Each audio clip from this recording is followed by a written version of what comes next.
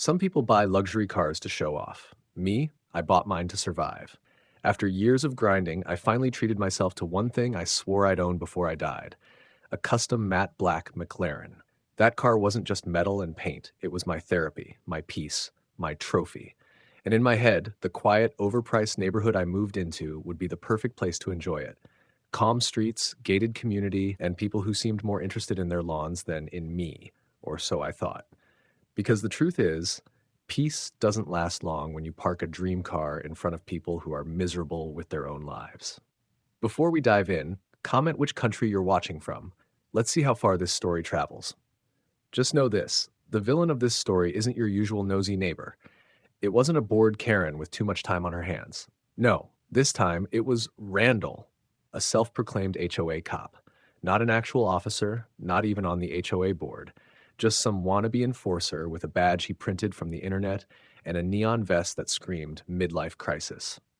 It started with a letter on my windshield. Not a polite one, not even close. This was pure Randall certified lunacy. Scribbled in angry handwriting, "Your car is a threat to our community. It is far too fast, intimidating to children, and violates the spirit of peaceful living. You have 2 weeks to remove it before further action is taken." I laughed. Oh, I really did. I snapped a picture and added it to my HOA clowns folder on my phone. Surely he couldn't be serious. I wasn't speeding. The HOA handbook said nothing about banning specific vehicles. Plus, if anyone was dangerous, it was Randall, constantly blasting down the street in his beat-up Dodge Charger while yelling at kids to respect the rules. Fast forward to day 15. Coffee in hand, sunshine overhead, I stepped outside ready to enjoy the morning. Then I froze. My McLaren was wrecked. Not scratched, not dinged, wrecked.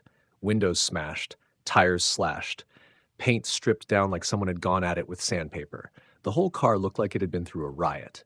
My neighbor Denise walked up, wide-eyed. Whispering, she said, "I saw Randall out here with the landscaping guy last night. They were messing with your car.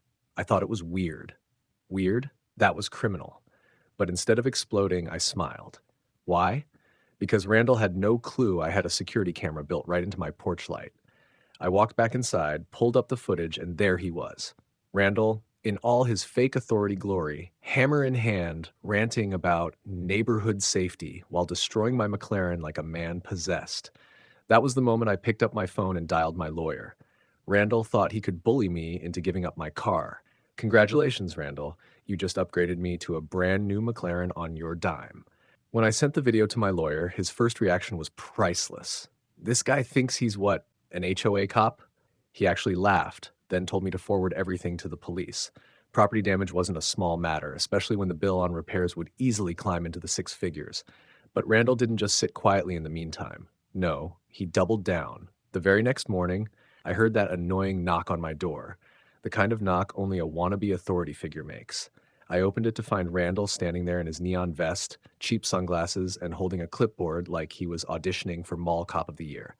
"You've ignored official HOA directives," he barked, jabbing a finger at me. "Your car endangered this neighborhood.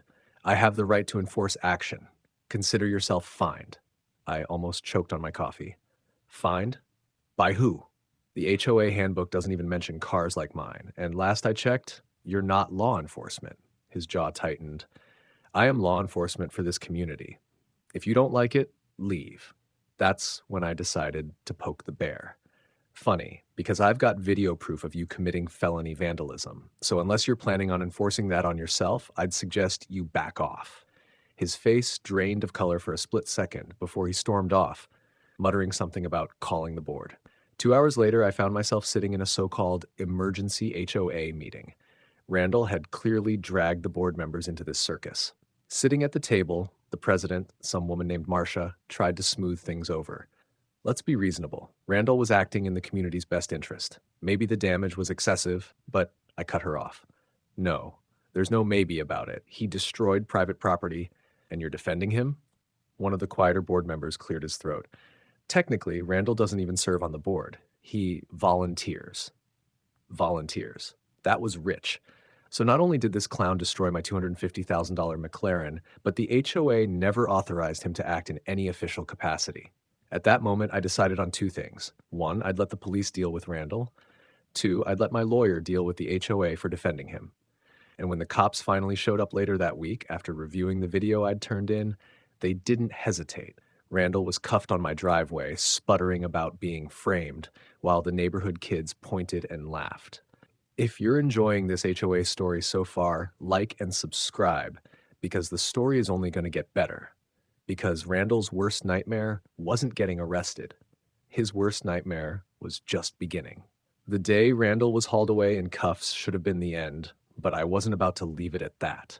My McLaren wasn't just scratched, it was totaled.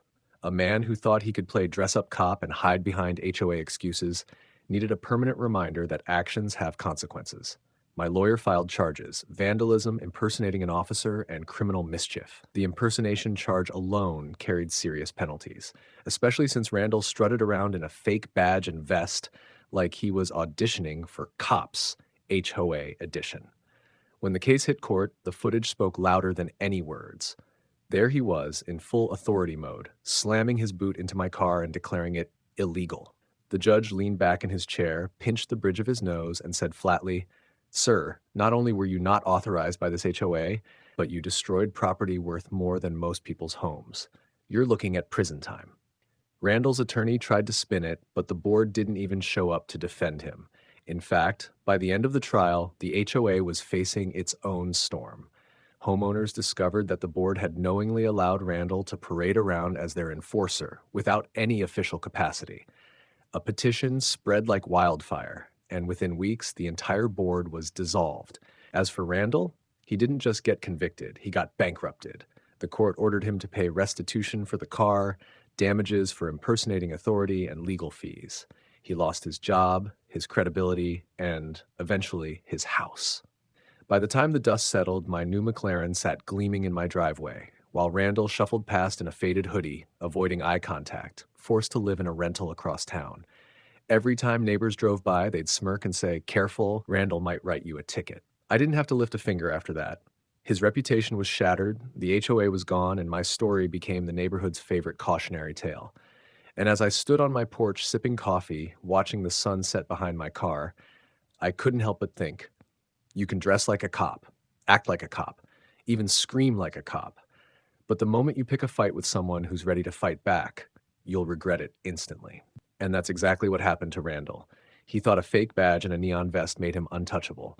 Turns out, all it made him was unforgettable, for all the wrong reasons. So I'll leave it to you. Was justice served, or do you think Randall got off easy? If someone destroyed your car, would you press charges or handle it another way? Drop your thoughts in the comments and don't forget to like and subscribe. I want to hear how you would have handled Randall. The end.